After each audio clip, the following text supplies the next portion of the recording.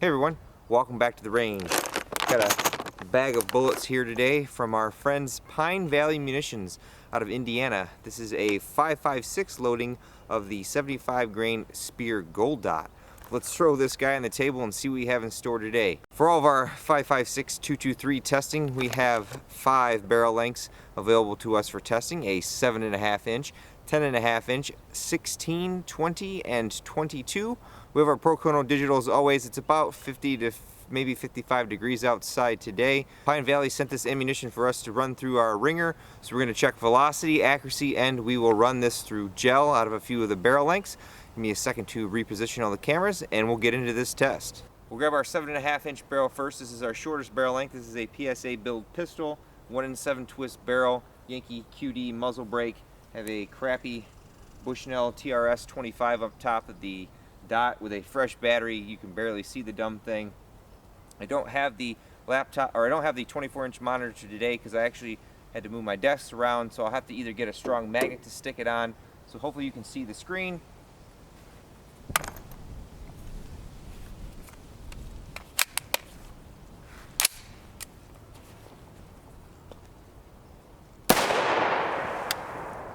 .2035,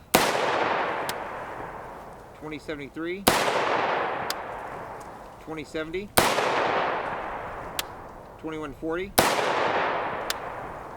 2083, 2089, 2051, 2106, 2063, 2067. And now our 10.5 inch, another PSA build. This is actually an SBR, 1-in-7 twist barrel, same QD muzzle brake, Trijicon MRO, 2433, 2464, 2450, 2469, 2455,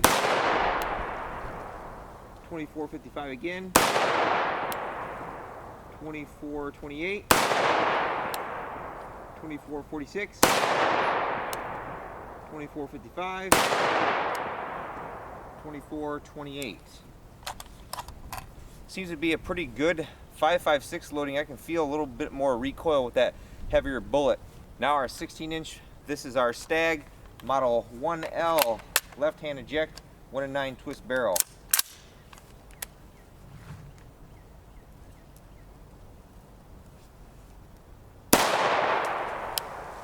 .2743, 2715,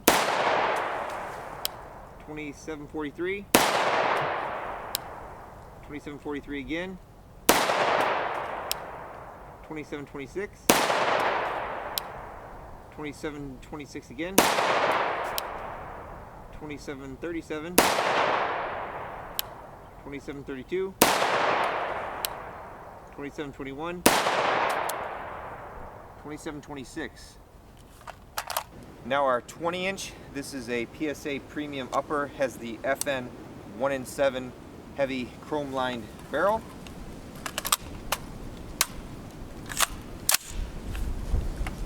Sorry about the wind. 2795, 2754, 2766, 2812, 2801, 2801 again, 2812, 2760, 2801, 2801 again. And now our 22-inch, this is our TC Compass and our Oryx chassis. Uses the Accuracy International 10-round magazines, way better than the factory 5-round rotary ones.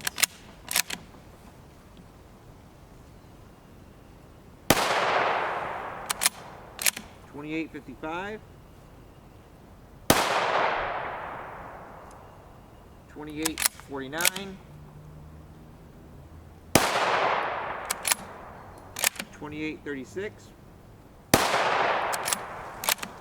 28.73, 28.55, 28.55 again, 29.17, 28.42, 28.61, and 28.49.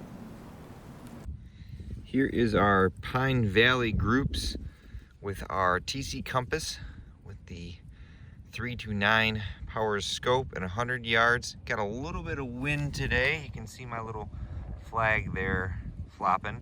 It's not too bad. Our best group right here was 0.75 inches and 0.84 down here. This one I pulled that one. I wasn't ready and I pulled it. Otherwise, not too bad. Again, that's a 1 in 9 twist barrel.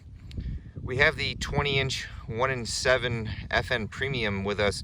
We'll throw a scope on that and see what we get with a faster twist. But I'm impressed. Here was our best group from our 20-inch 1 in 7 twist, 1.29 inches. Now this is on a questionable lower, and it's probably not really set up for accuracy, although I used to use my 16-inch AR for the accuracy portion, so I'm not sure if it's the wind. There is a little bit of that today. You can see the target flopping, but just not having any good luck with the 20-inch. So I think we'll stick with the 22-inch barrel results. If anyone is curious, I use the Caldwell Lead Sled Plus for the accuracy portion. The only downside is with pistol grip style firearms, this single tube right here gets in the way, so I gotta throw a little piece of 2x4 back there to get elevation. I have 50 pounds of weight on this thing, so it moves on 308 surprisingly, but on a 223 5.56 load, this thing stays pretty solid. This allows me to give you the best case for your mileage may vary practical accuracy, to my skill set anyways. Now we're going to check our round in ballistics gel at about 15 feet. We have a brand new 6x6x16 clear ballistics gel block with a remolded backup block behind it, still using our Pro Chrono digital. I apologize if you can't read the chrono screen, so I will read the chronograph out to you. We'll start with the 7.5 inch and then 10.5 inch and then go check it out and do the 16 and then 22.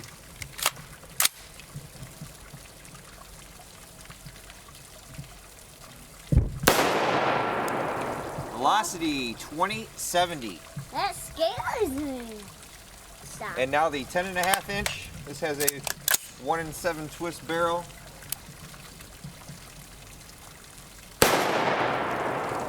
Velocity 2473.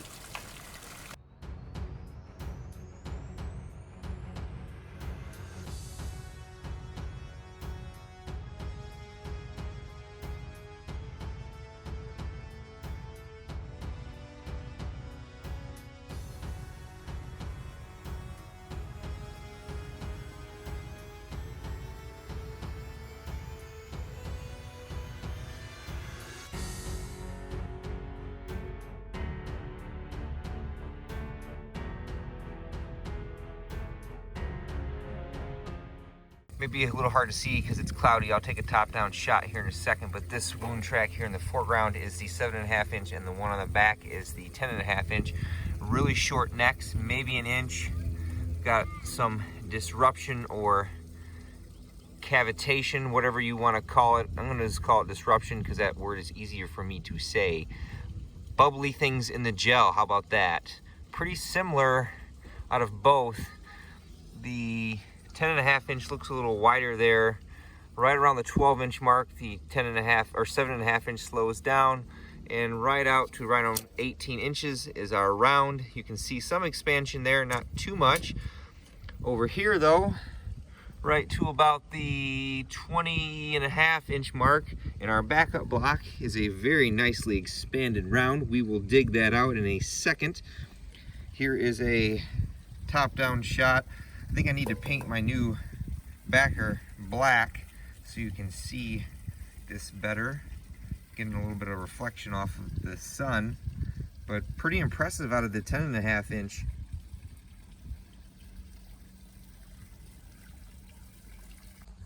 Here is our 7.5 inch. It did expand a little tiny bit there. We'll get measurements and macros on these for after each shot. Here is the 10.5 inch. Very nice expansion there.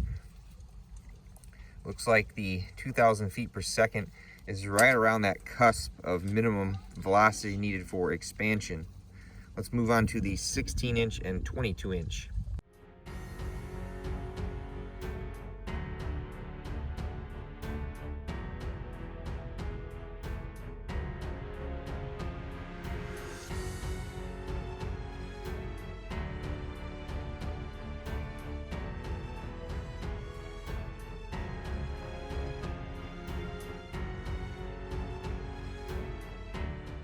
And now we'll do our 16 inch stag. This has the 1-in-9 twist barrel, left side eject. Pine Valley said that this 75 grain load is optimized for a 16 inch barrel.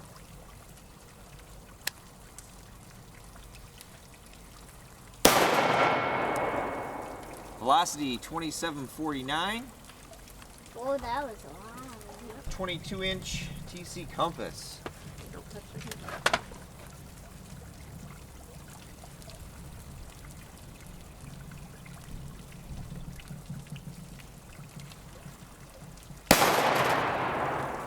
Velocity 2849. You see how the gel block jumps? You watch that?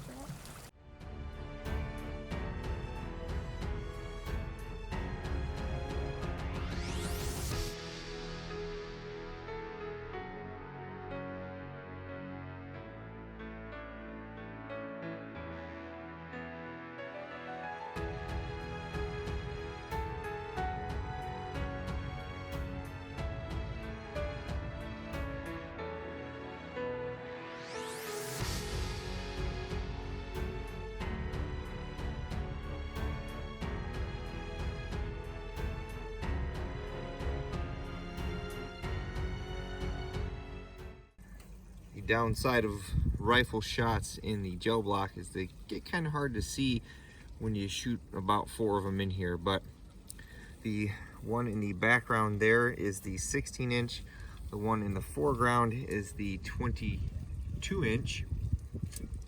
Pretty similar to the other two loads, really short neck, right around 1 inch, then a lot of disruption or cavitation.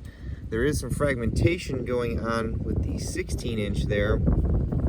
The 22 inch settles down right around the 9 inch mark, and then we have some straight line penetration. This right here is the other shots that we can flip the block around. What's pretty cool is right around the 20 inch mark right there are both of our recovered rounds. You can see they're very nicely expanded. We'll get those out in a second. Here's a top-down shot. I don't know how easy it will be to see. Like I said, I need to paint this new piece of steel. But this wound track right up here is the 16 inch. And there's some fragmentation right there. Pretty good looking wound cavity.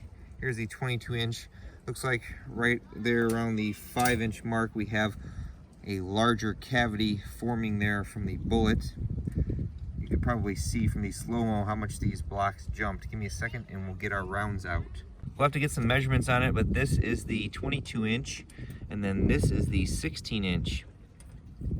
Really good expansion out of those. Not a lot of fragmentation, so that lead's holding together pretty well. At least, again, in clear gel, your mileage may vary in organic gel, but typically with the clear gel, we usually see the max amount of expansion on a round. Impressive. Very good velocities too.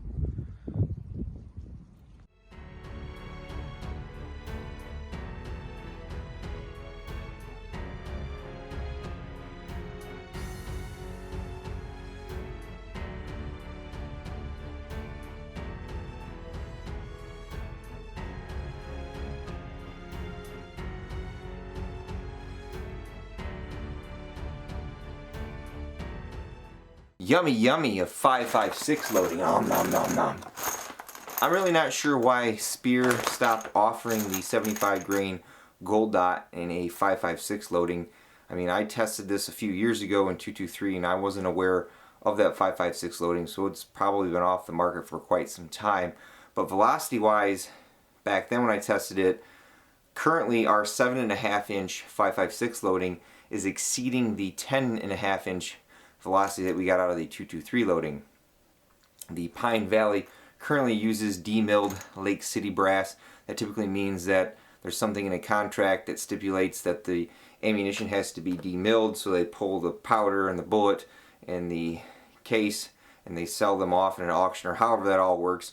So this isn't once fired brass. It is a little tarnished and dirty, and some of the neck sealant from pulling the original bullets is still on there, so there's not any sealant on these bullets. But otherwise, I had one failure to fire. It looked like a really hard primer. I struck it 2 or 3 times in the 20 inch. I was very surprised with our accuracy, under 1 inch at 100 yards with this longer bullet in a 1 in 9 twist. I definitely think the Oryx chassis and the lead sled is helping me there. Your mileage may vary. Our gel results were nothing less than spectacular. We had expansion even in the 7.5 inch. Wasn't the best expansion, but it did expand. Our 10.5 inch had really good expansion, almost like an ideal self-defense load for an SBR with the 75 grain gold dot. Now your mileage may vary. I tried to look up some other results of this load on YouTube with clear gel, and there were tests, but a lot of them lacked velocity or any other data that told me what barrel length they were firing it out of. So I'm going to send some of this to Andrew or AR15.com and see if he'll test this in organic gel someday. I would like to thank Pine Valley for making such an awesome load. I can't put the link in the description below, but it is possible that it may appear in the comments section.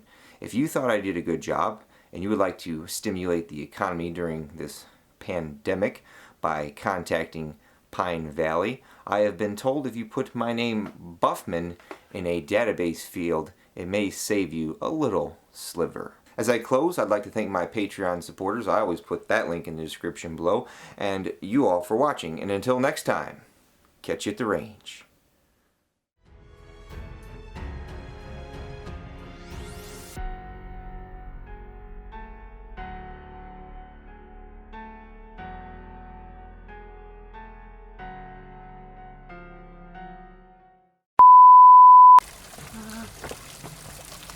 Do we keep recording? Yes. Why is barrel overflowing? It might be, buddy. I might have to go check In a it. minute. I might have to go check it, flooding barrel. Just stay here a second while Dave's recording. Ooh, Stay touching. quiet a second. That's And now our